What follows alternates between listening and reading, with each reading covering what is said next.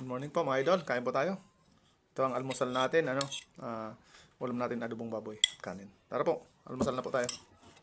Medyo gutom na. Kamay lang tayo. Mas masarap kasi kumain pag nagkamay.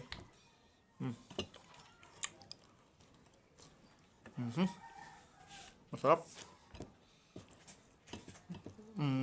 Ang timpla niya medyo manamis-namis.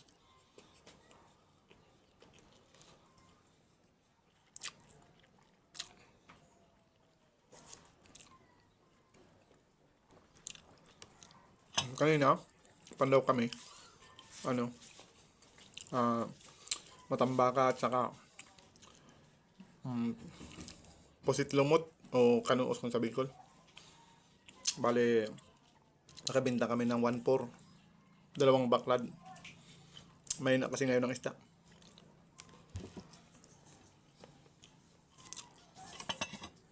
Pero okay na rin yung 1.4 kasi mayroon ka ng kita, may pang ulam pa.